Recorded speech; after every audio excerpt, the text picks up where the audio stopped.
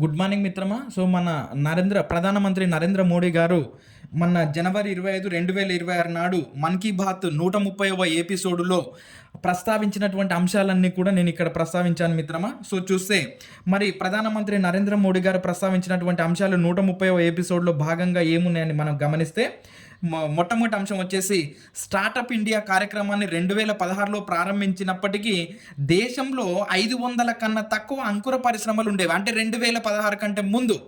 ఎప్పుడైతే దీనిని ఎప్పుడు ప్రారంభించారు అని అంటే 2016లో ప్రారంభించారు. 2016 కంటే ముందు 500 అంకుర పరిశ్రమలే ఉండేవంట.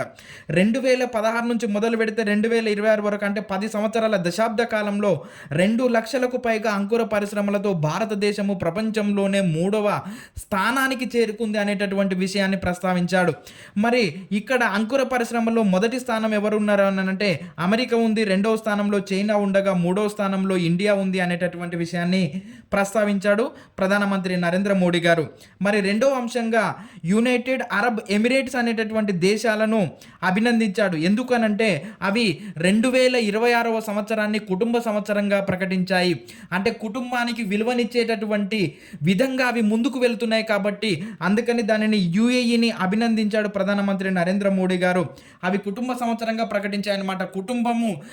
కుటుంబం ఆరోగ్యవంతంగా ఉంటేనే, కుటుంబం మంచిగా ఉంటేనే మన జీవితంలో అన్ని విషయాలు కూడా మంచిగా ఉంటాయి అనేటటువంటి విషయాన్ని దృష్టిలో ఉంచుకొని ఆ దేశాన్ని అభినందించడం జరిగింది ప్రధానమంత్రి నరేంద్ర మోడీ గారు.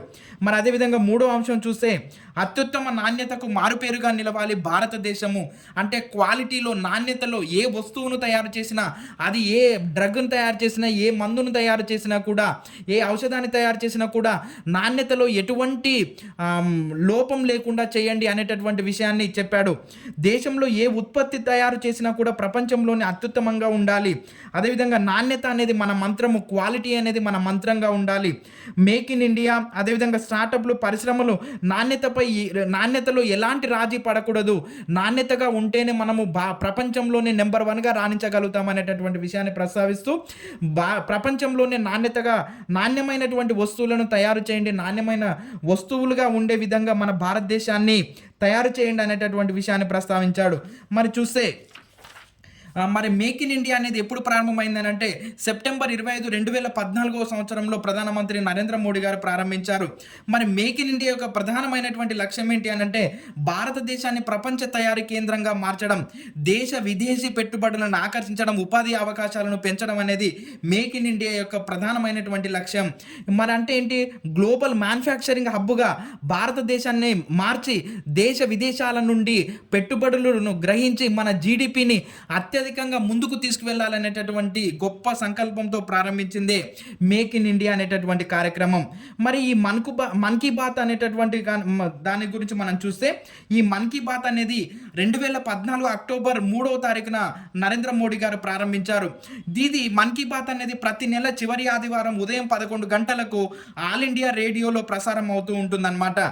ఇది మనకు అంటే 2014లో ప్రారంభమైనటువంటి మన్ కీ బాత్ అనేది మనకు 2026 జనవరి 25 అనేది 130వ ఎపిసోడ్గా ఉంది.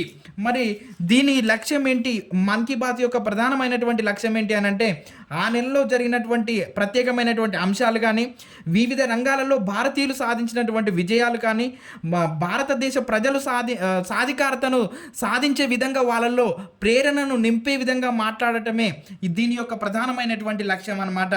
మరి ఇది ఆంగ్లంతో సహా 23 జాతీయ భాషలు, అదేవిధంగా 11 అంతర్జాతీయ భాషలలో ప్రసారం అవుతూ ఉంటుంది. 2023 ఏప్రిల్ 30 నాటికి ఇది 100 ఎపిసోడ్లను పూర్తి చేసుకుంది మన్ కీ బాత్. అంటే మన్ కీ బాత్లో వస్తున్నటువంటి అంశాలన్నీ కూడా మనకు సిలబస్లో ఉన్నటువంటి అంశాలను చుట్టే మనకు ప్రస్తావించబడుతున్న మిత్రమా. కాబట్టి మన్ కీ బాత్లో వచ్చేటటువంటి అంశాన్ని ప్రతి ఒక్కటి గుర్తుపెట్టుకోవడానికి ప్రయత్నం చేయండి.